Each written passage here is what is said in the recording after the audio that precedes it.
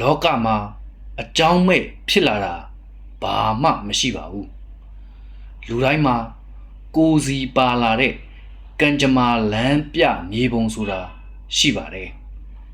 မင်္ဂလာပါကံလန်းညွန်ဘေရင်ပညာရဲ့ဆိုင်ရာရိပ်မြုံမှကြိုးဆိုပါတယ်နေမထွက်ခင်အာယုံတက်တယ်လို့ပဲဘဝရဲ့အခက်အခဲတွေကြားမှာဘလို့ရှစ်ဆက်ရမလဲဆိုတာကိုနက်ခတ်ဗေဒအလင်းနိုင်နဲ့ကျွန်တော်လမ်းညွန်ပြသပေးသွားမှာပါဒီနေ့မှာတော့2026ခုနှစ်ဖေဖော်ဝါရီလ2ရက်နေ့ကနေစတင်မဲ့တပတ်တာအတွင်းမှာတနင်္လာသားသမီးတွေရင်ဆိုင်ရမဲ့ကံကြမ္မာအနှိမ့်အမြင့်အတက်အကျတွေကိုအသေးစိတ်ဟောပြောပေးသွားမှာဖြစ်ပါတယ်မိမိရဲ့ကံကြမ္မာကိုကြိုတင်သိရှိပြီးအမှားနည်းအောင်ပြင်ဆင်နိုင်ဖို့အတွက်အဆုံးအထိနားဆင်ပေးကြပါဦးဗျာ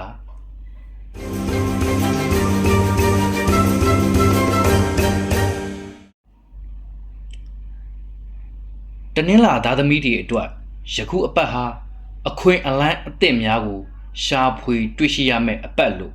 ဆိုရပါမယ်စိတ်ကူးသည့်အကြံအစီသစ်တွေ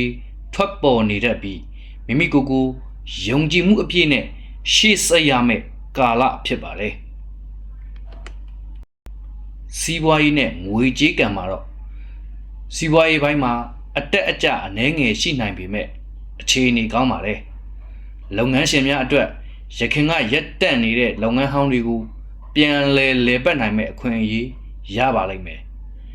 အစုအဆက်လုပ်ငန်းထက်ကိုယ်ပိုင်တည်တံ့လုပ်တဲ့လုပ်ငန်းတွေကပိုပြီးအကျိုးထူးမှာဖြစ်ပါတယ်ငွေကြေးပိုင်းအရာတော့ငွေဝင်ဖို့လမ်းကြောင်းတွေပွင့်နေပါတယ်ဒါပေမဲ့အလူအတန်းနဲ့လူမှုရေးကိစ္စတွေမှာတော့ငွေတွေအစုလိုက်အပြုံလိုက်ထွက်သွားတယ်လို့အသုံးအဆွဲကိုတော့သတိပြုစေချင်ပါတယ်အကြံပေးရရင်တော့အင်္ဂါနေ့နဲ့တောက်ကြနေ့တွေမှာငွေကြေးကိစ္စဆွေးနေတာရင်းနှီးမြှုပ်နှံတာမျိုးကအကျိုးအမြတ်ပိုရနိုင်ပါတယ်အခြေရင်းနဲ့အိမ်အောင်ရေးအတွက်တော့လူပြိုအပြိုတွေဟာချစ်သူမရှိသေးသူများအနေနဲ့စိတ်ဝင်စားစရာကောင်းတဲ့သူတစ်ယောက်နဲ့မထင်မှတ်ပဲဆုံတွေ့ရတတ်ပါတယ်ဒါပေမဲ့အလင်းစလိုဆုံးဖြတ်ချက်မချပဲတေချာလေ့လာဖို့လိုပါမယ်ချစ်သူရှိပြီးသူများကတော့တယောက်နဲ့တယောက်နားလည်မှုလွဲတာလေးတွေရှိတတ်လို့စကားပြောရင်သတိထားပေးပါအိမ်အောင်တွေများအတွက်ကတော့အိမ်အောင်ရေးမှာအေးအေးချမ်းချမ်းရှိနေမှာပါအိမ်အောင်ဘက်စီကနေဝမ်းသာစရာသတင်းကောင်းတစ်ခုခုကြားရတတ်ပါတယ်ခရီးအတူလေးတွေအတူတူသွားရဖို့လည်းရှိပါတယ်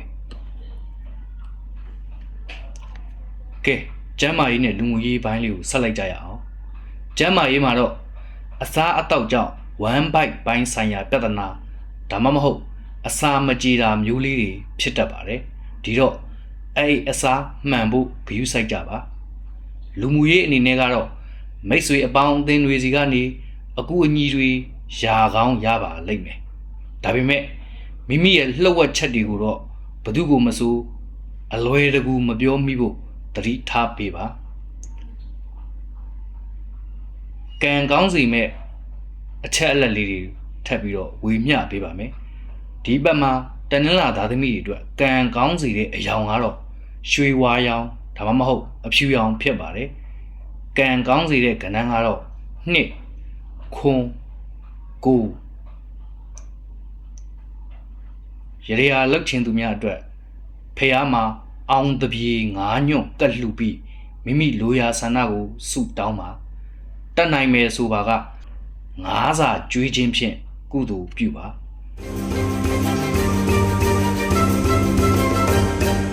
ကံဆိုတာအလုပ်ပါပဲဒါပေမဲ့အလုပ်လုပ်တဲ့အခါမှာတော့အချိန်အခါနဲ့အခွင့်အလမ်းကိုတည်ထားခြင်းကအောင်မြင်မှုစီကိုဖြတ်လန်းကသွားနေရတယ်လို့ပါပဲအခုဟောကြားပေးခဲ့တဲ့လမ်းညွှန်ချက်တွေအတိုင်းသတိပြုစရာရှိတာပြုပြင်ဆင်စရာရှိတာပြင်ဆင်ပြီးဒီတပတ်တာကိုအကောင်းဆုံးဖြတ်ကျော်နိုင်ကြပါစေလို့ဆုတောင်းပေးပါတယ်မိမိရဲ့ကံကြမ္မာကိုအမြဲမပြတ်သိရှိနိုင်ဖို့ဒီ channel လေးကို subscribe လုပ်ပေးထားကြပါမိမိရဲ့တငယ်ချင်းမိတ်ဆွေတွေပါကံကောင်းစေဖို့ဒီဗီဒီယိုလေးကို share ပေးပါဆရာကိုဓာတ်ရိုက်မေးမြန်းခြင်းတာပဲဖြစ်ဖြစ်ကိုယ်တိုင်ကြုံတွေ့နေရတဲ့အခက်အခဲလေးတွေရှိရင်လဲကိုမတ်မှာရေးပေးခဲ့လို့ရပါတယ်တယောက်ချင်းစီကိုဆရာအကြံဉာဏ်လေးတွေပေးသွားပါမယ်ကဲအားလုံးပဲကံကောင်းခြင်းလက်ဆောင်တွေပိုင်ဆိုင်နိုင်ကြပါစေနောက်ဘက်တွေမှာပြန်တွေ့ကြပါမယ်